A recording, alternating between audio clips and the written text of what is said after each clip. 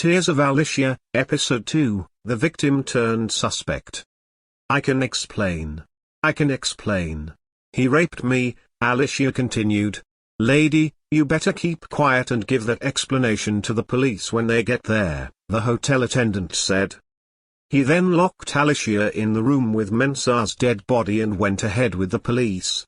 Alesia's problems just kept on increasing by the hour. The more she lived, the more mess and misfortune came upon her. Her life is now a complete disaster. She is now a suspected murderer. Society was cruel to her, her world had known no happiness after the death of her father. The helpless victim, now a murderer. Before she could think of how to explain herself or even escape, she heard the siren of the police. Her legs began wobbling. Her heartbeat was unusual. The hotel attendant opened the door, accompanied by 4 policemen. As they entered, they quickly handcuffed her. Before she could utter a word, the police cautioned her with their usual caution statement, "You have the right to remain silent, or everything you say will be used against you in the court of law." They took her away and also conveyed Mensah's body to the police morgue for further autopsy. They examined the room for any substance that could be used as evidence. Fortunately, they came across the broken recorder and took it along.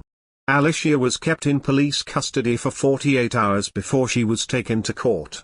At this moment, she had lost all hope and had given up on life. She had no lawyer, no relative, and no witness. It was just her.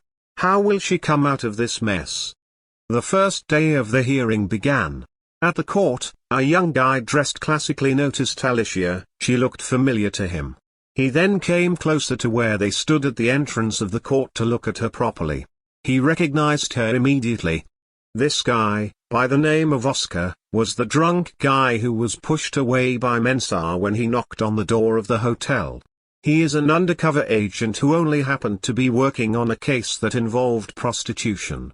He was a drunk man at the hotel doing his investigations as an undercover agent. Oscar wondered what Alesia was doing at the court, handcuffed. He waited for her outside the courtroom. While the hearing was going on, he kept on wondering what she could have been arrested for. Even though he was undercover at the hotel, the position he saw her in on the floor was quite questionable. He didn't really pay attention, but somehow he started thinking of it all over again. He had missed something, he didn't get what Alesia was trying to communicate to him. Now everything was getting back to him. That made him more curious as to why she had been arrested. About 45 minutes later, there came Alesia, accompanied by a police officer.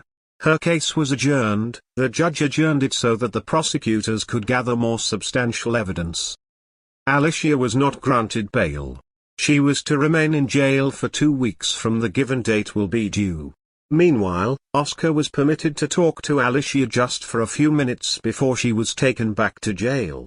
"Miss, I'm sure you don't recognize me," Oscar said. "I am not so sure," she answered sadly as tears began to fill her eyes. "I was the drunk guy who interrupted you and your guy at the hotel, by the way. Where is he?" He questioned her. "He is dead, he is not my guy, he raped me. I tried defending myself.